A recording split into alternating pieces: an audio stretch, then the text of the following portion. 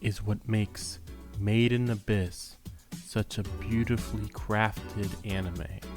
All the emotions and real characters who are trying to strive for a goal that might not be worth it in the end. Oh, what is this?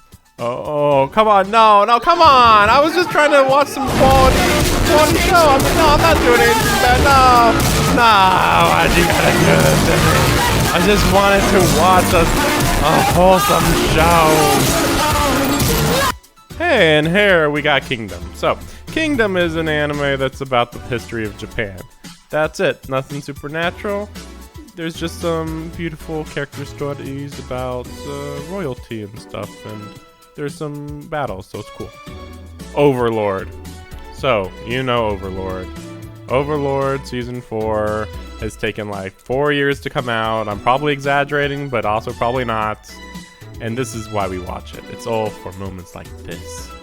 Beautiful action and diplomatic strategy. And just a guy who wants to hang out with his friends. Sort of. Don't worry about it, you know? He's a good, wholesome guy, and he's a skeleton man.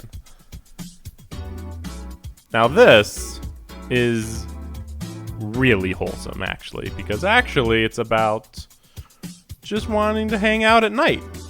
And sometimes bad stuff happens at night, but otherwise it's very wholesome. You just want to hang out at night and not hang out at home in the daytime. Nothing weird about that, all right?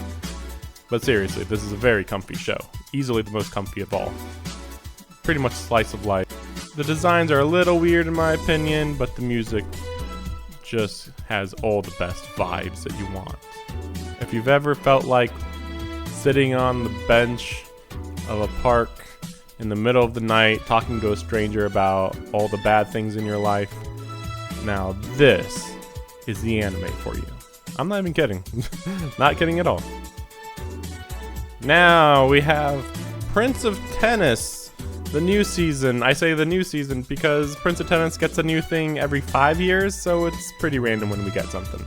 But this time we're in America because Atchison betrayed Japan because America's cool. Yep, that's pretty much the plot.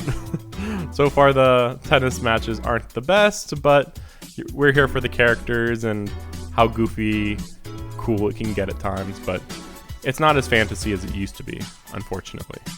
We used to get galaxies exploding, and now we have to deal with fiery tennis balls going through some tennis rackets or something. That's the best we got nowadays.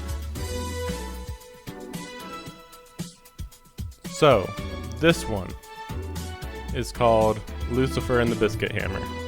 I've heard about some interesting things from the manga, which I don't normally read, but nothing really sticks out here as being super amazing. It kind of feels like it's going to be similar to the writer's previous story, which was kind of a Power Rangers ripoff. Not in a bad way, just that's what it was.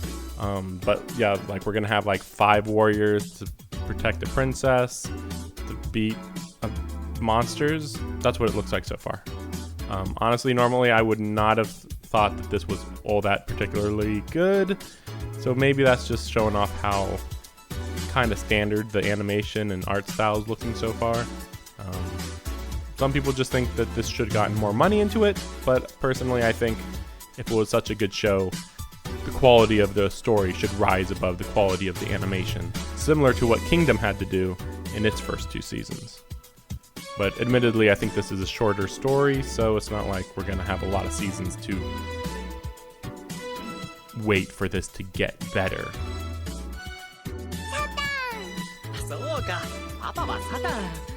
So I have a bit of a problem with this little girl. She's the whole point of the new season of Devil is a Part-Timer. And I like that Devil is a Part-Timer is getting a new season.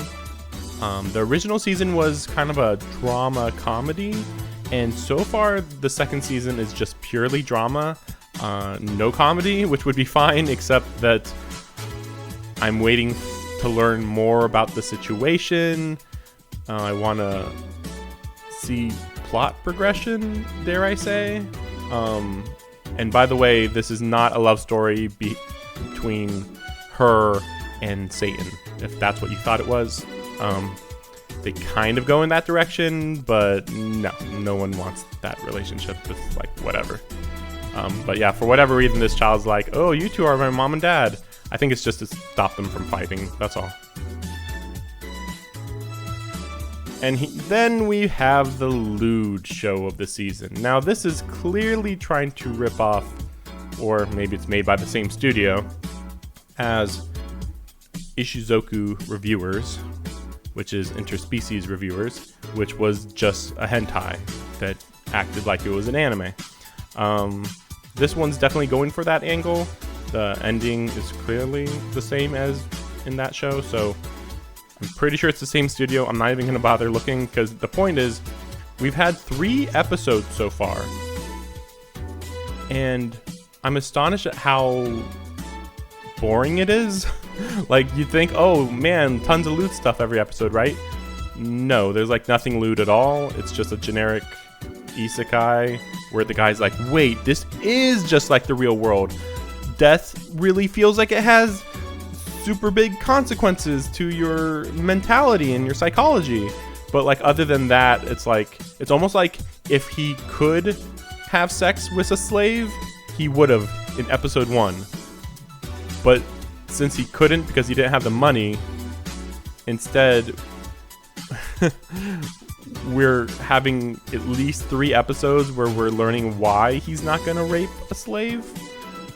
I'm not kidding. That's the show.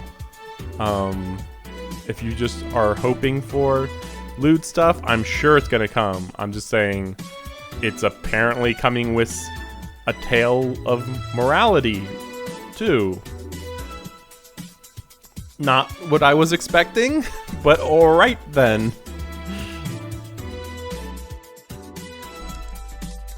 異世界から帰ってきたおじさんはネットという新たな異世界へと踏み出した。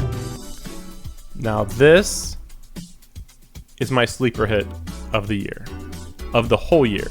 It feels like a generic isekai, and then the first episode slowly shows you that it's a reverse isekai, or it's an isekai then a reverse isekai, because the uncle went to the other world, then he came back, and then we're learning about the other world while he's in the normal world, and then he's almost kind of using his other world experience in the real world, but of course he's also aged like 15 years since then. So yeah, he was 15 years old I think when he went in, and now he's 30 years old when he gets out. So we're actually kind of dealing with a time travel story about what was it like 15 years ago, or sorry, no, 20 years ago, because this takes place in 1997 is when he got teleported to the other world, and he came back in 2017.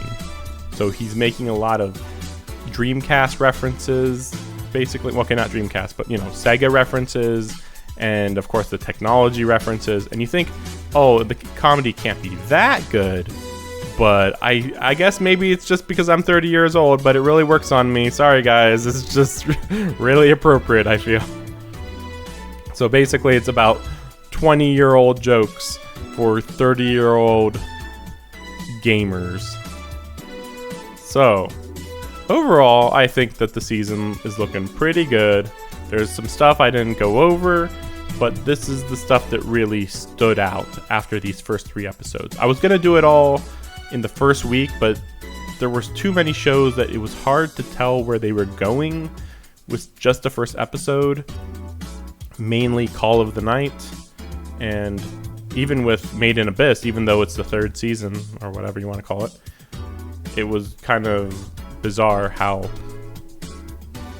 we started off learning about the past, and that's something that's actually kind of the most interesting part of Made in Abyss, about how you don't learn about the past and how everything's just in the now until now, apparently, where we learn about the past. Prince of Tennis honestly wouldn't be on here normally, but I like that it's back. That's all there is to it. But yeah, I hope you guys have fun watching this season. I have my Patreon and Twitch channel below. Please check out my Twitch channel. Please don't check out my Patreon. Thank you for watching this. I know it might feel like this is going to be dated in a few months, but I think it's worth noting just what could or couldn't be amazing in the first few episodes of an anime season. Anyway, reviews are incoming for the previous season. So yeah, that's right. I'm super on time with my videos. But at the very least, I promise that more is coming. It will be low quality stuff. Trust me. Thank you for watching.